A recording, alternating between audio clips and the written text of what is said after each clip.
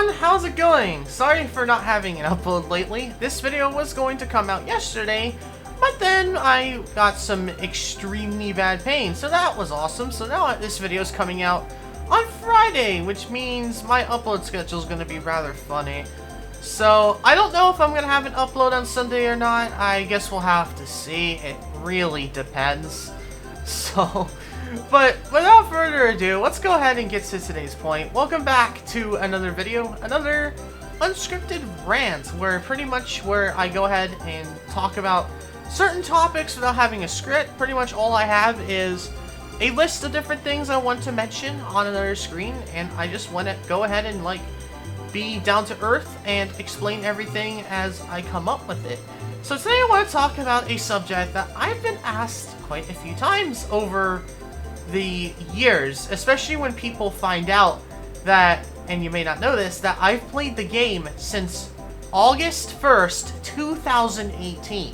I am one of the few community members who are a 2018 member. And the thing that makes me different from many other 2018 members is that I've never left the community. I've stayed here and have not had a very long break where I would not play for a year or whatever. No, I've stayed here and have had constant ties since I've entered. So one of the most common questions I get is, how do I not get bored of JToH? Many people will quit after a year, but yet here I am 3 years later and I still feel like I could play the game for another 3 years. So, how do I simply not go ahead and get bored of the game so easily? And how do I still enjoy this game to death all of this time later? With Zone 5 soon releasing, and hopefully in a couple weeks, I don't know when Zone 5's coming. We won't know if Zone 5 is soon releasing unless we get a Phase 1 bug testing report, but that's not what this video is about. It's talking about how to not get bored of JToH, but either way, Zone 5 is soon releasing, so I thought it would be a perfect time to go ahead and talk about this video, as many JToH players who have not touched the game ever since Ring 9's release are actually going to go ahead and return. And this is something that I have always done in the game, and have done it actually for years. It's just, now I've talked about it because this is actually the first traditional area release that we've actually seen on this channel. Because January was Zone 4, and that was when I was pretty much unknown, and plus this channel was barely even active at all. I don't think even JToH Flawed Elite Obvious came out until later. So, yeah, that was when I was irrelevant. And then we had Ring 9, which is a soul-crushing ring. Come on, you can't just go ahead and complete a soul-crushing ring. It's just not the way it works. And now we have Zone 5. So this is the first, traditional area that has released since I've actually, really had my YouTube channel going. So, you guys never really have seen what I actually do when it comes to areas finally releasing. So let me go ahead and, before I tell you what I do when it comes to me not getting bored of JToH, let me go ahead and explain to you what pretty much every single person in JToH does at my skill level. So at my current skill level, I have beaten an Extreme Tower, that being Bloodthirsty Kinos. I think you can go ahead and guess what the next push to Terrifying is going to be, but that's beside the point, right? So I've beaten an Extreme, which is pretty good. There's a lot of people who have beaten Insanes, and then it's once when you get to Extreme, it's wow, you actually were able to beat a tower of the most forgotten difficulty in JToH. Congratulations, right? And once when you get to Extreme, you start to go ahead and be able to pretty much slay anything on easy to Insane relatively easily. It's when you get to mid-high Insane that you might actually start to have a problem at an extreme skill level like I am. So what typically happens is, what people do at this skill level, when a new area releases, they go ahead and go in and they play the f out of it. They play a bunch of it, and they go ahead and finish the area in 2 to 3 days, sometimes even in a day, and then they go ahead and complain that there's like not enough content in JToH and stuff, which I know many of my friends do this. If you're one of my friends who does this and then complains that there isn't enough things to do in JToH, you're a dumbass. Like, seriously? You're going to go ahead and just consume the entire area in 2 to 3 days. So let me go ahead and explain to you what I do when it comes to area releases, because here's the thing, right? You're not going to see a lot of videos regarding Zone 5 on this channel. In fact, you're barely likely going to see many of them at all, at least compared to what you'll see from other YouTubers. Like, I'm sure people like Adamir, right, will go ahead and have, like, you know, like, 2/3 of the zone done. Same with, like, experts and stuff like that. You're gonna see them, like, do everything except the SCs. You're gonna see, like, 13, 14 videos from them. From me, you're going to see, like, 3. like, 3 Zone 5 videos on release. And that's it. So let me go ahead and explain to you what I do, which is pretty much how I don't get bored of JToH. So pretty much, when it comes to Zone 5, there are 3 towers that I really want to do. These are the 3 towers that I actually have, like I really want to do them. And those are the towers that I'm going to target right away on release. So, once when Zone 5 releases, I'm going to go to the first tower, which is going to be Guided Trials. Yes, I know, I'm like the only guy who is excited to play Guided Trials. But Guided Trials is like the tower I'm the most excited for. Don't ask why. I've already talked about why before. But besides the point, I go ahead and play Guided Trials. And then I'll probably not do anything in Zone 5 for maybe a day or 2. And then I'll go ahead and play my second tower, which is going to be Zany Architecture. And that will probably take me a day or 2, or maybe 3, because I just simply, it's a high rem. It's going to take me a little longer. And plus, considering from what I understand about Toza, it's not my, my skill range, or it's not gameplay within my skills, so it's gonna be a little bit tricky. And then, I'll probably not play for a little while again, and then I'll go ahead and do my third tower. And then after that, I'm pretty much done with Zone 5 in terms of release. The reason why I do this is fairly simple. It's because, so I actually have stuff to do when I actually crave playing the game. If you look at my alt account, you will see multiple times where there's like a month or 2 gap where I've never beaten anything. Like, there will be times that I just don't play the game for a while, and you guys don't necessarily see that because I make videos of JToH rather than playing it. That's beside the point, right? So, I play stuff when I feel like it, and when I leave stuff, like, gone, it's like in the future where it's like, dang, I really want to play Bright Serenity today, right? Then I actually have Bright Serenity to do. And because of that, it's like, when I do feel like playing the game, I have a lot left. And it's not just like, just Zone 5, I have like pretty much Ring 6 onward, I have multiple towers that I have left. And it just makes it much better for me. Like, when I do have that craving to play JToH every once in a while, there's something for me to do. And because of that, I'm able to go ahead and have a lot more fun with the game. This isn't the only thing that I do to make sure I'm immersed with the game. Here's a second thing. The first thing might be very hard for you to do. That's something that works for me. That's something that is completely something that works for me. And many people will act differently and feel differently. So, many people I don't think will be able to do the first idea, but that's mainly what keeps me in motion. This is very important. I cannot preface how important this is, and this makes me so excited to go ahead and play stuff in future zones. And that's to not play anything before release.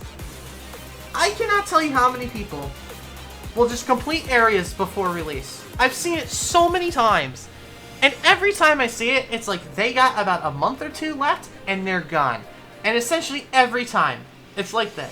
Because they have nothing to genuinely look forward to. Here's the kicker for you. What if I told you I did not know what the frame of Polychromatic Zero looked like until about a month ago. That is how tight I was with future content. I am extremely tight. And there are some rare exceptions where I will go ahead and play stuff before release. In fact, you'll actually see this soon with Zone 5. I did play one of the third tower that I'm talking about before release. And, well, you'll see why, and you'll see how that went, right? So pretty much, I don't know, like, Bright Serenity I hear is good, but I have no idea what Bright Serenity is like. I have absolutely no clue. Stairs Despair I am completely grayed out. Haiwana Kaza I'm fairly familiar with. Basically, when I'm going into an area, that is the first time where I genuinely have the tower in front of me. Because now I'm able to like see it, maybe I'll feel differently. Maybe I want to play something else, right? And that's what makes zone releases exciting for me, because this is the first time that I'm seeing these towers face to face. And maybe Bright Serenity genuinely looks awesome, and maybe I will actually really want to do Bright Serenity instead. Keeping yourself away from content is great, but here's another thing, right? You don't have to keep yourself completely in the dark. One of the towers I'm the most excited for is Guided Trials, because I love the gameplay. Or, sorry, let me rephrase that. I love longer towers, so Guided Trials is right in my department. I have, going to be honest, I went in and I've like took a look at the tower. And then I played a little bit of the boss to try and get familiar with it, because I know that part's gonna suck when I try to actually beat it legitimately. So I wanted to get a little familiar with it, and that's it. I've never played anything else. That's it. And now, I'm hyped for Guided Trials. Which seems funny, and I might not like the tower, right? But when I actually play it. But basically, because of me not knowing what the gameplay is like at all, it's what makes me excited when an area releases. It's like when I go in that portal, I have no idea what I'm expecting. It can be something that is really awesome, or it can be something I can genuinely hate to shreds. And that mystery just makes it interesting to me, right? And the thing is, this doesn't go for just future areas. Towers I have not completed, I pretty much know nothing about. What if I told you that I know absolutely nothing about the stored aerodynamics, and I've never watched a video of it? Same with Triple O. There's a lot of towers that I haven't even, like, actually seen before that have been in the game for years now. And that's because down the road, say tomorrow, I really feel like I want to go ahead and play Yearning Victory. When I go in that portal and play through it, I have never seen the tower before, and I'm able to go ahead and be able to see it at a full slate. And that's what makes things interesting. When you don't know anything, you don't know what to expect other than a community opinion. When you see a new contraption or whatever, it's like, wow, that is cool, you know? And it just makes you more interested in the area itself. And it makes you go, wow, what I can only imagine what else can happen. And I feel like many people don't necessarily understand, like, how much they're spoiling themselves playing towers before release. And then you beat, like, 6 of them, and then it's like, when the area releases, like, oh, we're gonna go ahead and rebeat the dang thing again. Or, worse, you beat Polychromatic Zero. It's like, oh, I have to play, all I know about Polychromatic Zero is long, right? So it's like, oh, I'm gonna have to spend hours and hours playing through Polychromatic Zero again. You idiot! You idiot! Like, come on!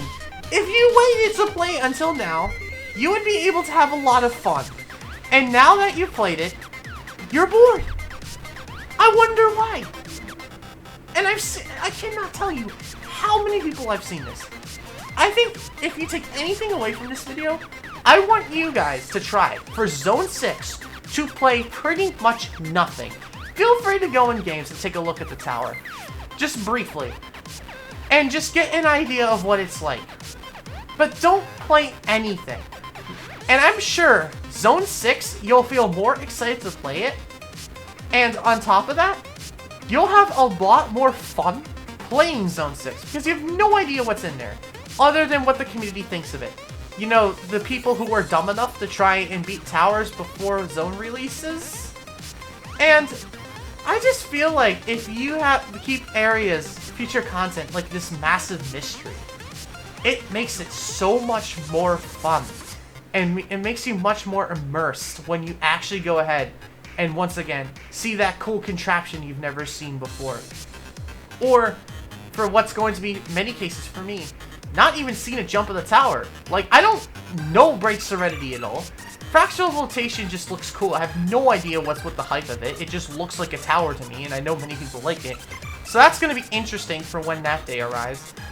So, when Zone 5 releases, not only am I going to barely play any of it and save it for when I actually want to play, I've never seen these towers before.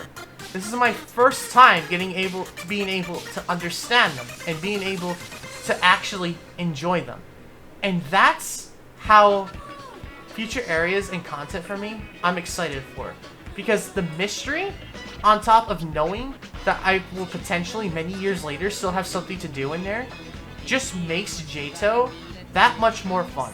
Because here's the thing, right? If you're playing stuff for the kicker, here's a great thing for the first tip. If you are like, well, what can I do? If you're finding yourself playing a tower for the sake of it, stop. Just don't play it. Because maybe within a couple weeks, you'll genuinely be like, wow, I actually want to play this now. And then you'll have more fun with it instead of sitting there half awake playing the tower, right?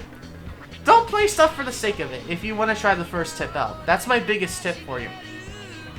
I genuinely challenge all of you who are watching this video and made it up to this point for Zone 6 once again. Barely play anything. Keep yourself in the dark of what the area looks like. And I think you guys will have a lot more fun when Zone 6 releases. Because here's the thing, right? Zone 6 is likely not going to come out for a long time, and this is why I mainly want to make this video.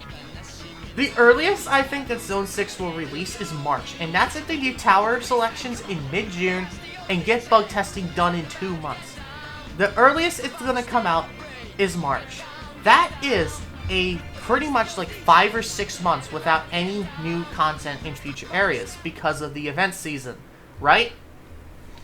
My final tip for you is to try and play fan games. There are times where I'll be completely honest where I'm like, man, I want to play JToH, but Zone 5 is releasing soon. This is something that actually happened recently. It's like, I want to play JToH, but it's like, Zone 5 is releasing soon. So I don't want to beat towers from my reserve, if you will, when potentially a couple weeks later, there's new content. So what do? I play fan games. And yeah, fan games are very hit or miss. And one thing that really helps me over the years is that since I've played towers, like all the towers from all the different standards over the past years or so, I don't necessarily look at a tower and go, oh, it's so bad, right? Like, that's not how I work because, you know, I've played the game throughout all the standards. So this is something that mainly is for me, being able to play fan games easily. Some people are able to play the most boring crap and some don't. And if you're one of those people, then this won't work. But I have interests in harder things in fan games. Like, for example, Citadel of Varying Difficulty in JToH. That's something I want to beat sometime. And so, in the future, right, when I feel like I actually want to beat it, or there's a new area coming out soon or whatever, I will go ahead and do that. So, a lot of the key of being interested in JToH is, just don't play JToH. I mean, it's pretty funny, but that's something I will do. And sometimes I will just play fan games for the sake of it. Like, fan games are very useful. It's just because people are just so used to the extremely high JToH standards, they just hate them. And, well, if you're one of those people who can't get used to lower standards, then, well, I'm sorry, I guess this tip isn't going to work for you. So if you have something to do while you're waiting for Zone 6 to release, you'll be able to actually stay in the game and be able to have more fun with it. And then when Zone 6 does release, and you don't know anything about it, it just makes Zone 6 that much more interesting to play. Now here's the thing that I think is very important to mention here. I feel like the reason why this works for me is because I'm a very involved person in the community. Every day I'm talking to people, and I'm making videos all the time on the game, and I don't think many people are, like, in terms of this exact combo, I don't think this will work. Because if you're sitting there doing nothing, it's just going to phase you out, but I'm always doing something. I really feel like the technique of barely playing stuff is going to work for somebody who's more involved, like a curator or a YouTuber, rather than a typical person. But I think anybody will be able, if they keep future content in the dark, will be able to notice a difference in not only how excited they are for a release, but how much fun they have with a new release. And this is what I do. This is to give you an idea. Maybe you got a whole nother idea now from this, and if so, please put your ideas, and if you have a special method, put them in the description below. Because I get so mad when people leave the game because the game doesn't have enough content. It's not the game has enough content, it's called you just didn't enjoy the content correctly. Now, people like My Fart, for example, now there's a genuine point. The dude's done everything in the game. Like, a remorseless, especially at his skill level, a remorseless tower is gonna be like a freaking hard tower for me. It's like a walk in the park. It's not gonna be fun. So, yeah, then he's got a point. But, like, say, for example, like, somebody like me at my skill level. Now, that's just, no.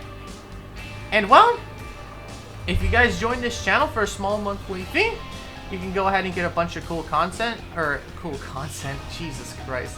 You can get a whole bunch of cool perks. Click the join button next to the subscribe button, or click the link in the description if you're mobile to see all the cool perks you can get, and that's the end of this video. Let me know what you guys think. Are you somebody that plays stuff in future areas before release? Are you going to try and not do that for Zone 6 and see if you have a lot more fun? Or are you somebody who has a different strategy to keep themselves on board? Let me know. And with that, thank you very much for watching. Hopefully, there'll be another upload on Sunday. I can't promise because, you know... jeez. I want to get Push to Terrifying 8 out, but, like, there's just been a bunch of hurdles. Have a good rest of your day, everybody. Bye-bye.